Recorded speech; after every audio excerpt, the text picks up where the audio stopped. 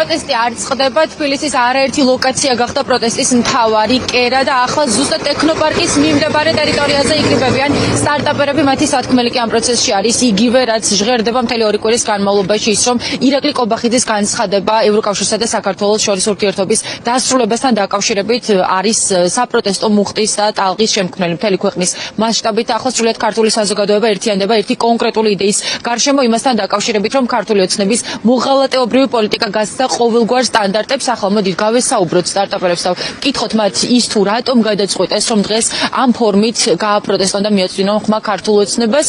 მოდით თქვენ გითხარით, რა არის თქვენი მთავარი სათქმელი ამ პროცესში. რა თქმა უნდა, ლოკაცია ძალიან საინტერესოა, თუ რატომ გადაწყვიტეთ, რომ ტექნოპარკის მიმდებარე ტერიტორიაზე შეიკრიბოთ და საზოგადოებას თქვენი ძირითადი სათქმელი კიდევ რომ შეახსენოთ.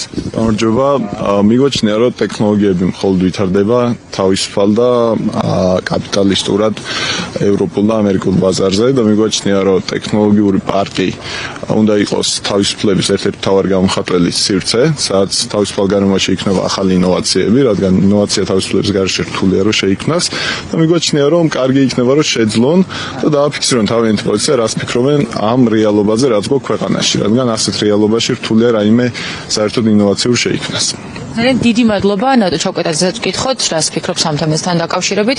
ნატო იგივე კითხვით გადმოვალ ფაქტობრივად თქვენთან. ახლა პროტესტმა მოიცვა მთელი ქალაქი, მთელი ქვეყანა, არაერთი კერა და არაერთი ლოკაცია არსებობს პროტესტის და თქვენს კიდევ ერთხელ რომ დაადასტუროთ თქვენი პოზიცია იმასთან დაკავშირებით, რატომ ენიჭება ყველა სფეროს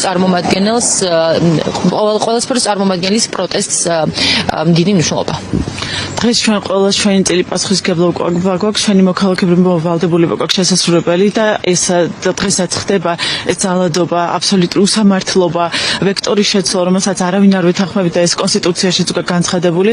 მნიშვნელოვანია, რომ ამაზე ყველა მოვიღოთ ხმა, ყველა სფეროში, ყველა დომენში, რაც კი შესაძლებელია, რომ იყოს და მათ შორის ტექნოპარკიც. ჩვენ ვიცით, რომ მეორე მხარეს ასევე ჩვენი თანამოაზრეები არიან, მაგრამ გარკვეული პოზიციების და როლების გამო ისინი ჩვენს გვერდით არ დგანან, მაგრამ გვინდა მოვუწოდოთ, რომ შემოგვიერთდნენ ამ ბრძოლაში, იმიტომ რომ ჩვენ საერთო მომავლისთვის ვიბრძვით, უკეთესი მომავლისთვის, იმ მომავლისთვის, რომელსაც 10 წელია ერთად ვაშენებთ და გვჯერა იმ ვექტორის, რაც არჩეული გვაქვს, გაცხადებული გვაქვს და არ გვინდა არავითარ შემთხვევაში ამან შეიცვალოს სახე და მიიღოს ჩრდილოეთის გეზი. ჩვენ ეს უკვე გამოცდილი გვაქვს საუკუნეების განმავლობაში, რუსეთს არაერთხელ მოუხდენია საქართველოს ოკუპაცია.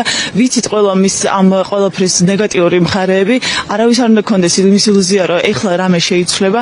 ამიტომაც ძალიან გთხოვთ ყველას, სადაც თქვენ შეგიძლიათ, თქვენს მიკროგარემოში გამოხატეთ პროტესტი და აფიქსირეთ თქვენი მოსაზრება, მხოლოდ ასეთ უშევძლებთ დაანახებას მთავრობისთვის, რა არის ჩვენი რეალური პოზიცია დღეს, სად გვინდა წავიდეთ და როგორი უნდა იყოს ჩვენი მომავალი.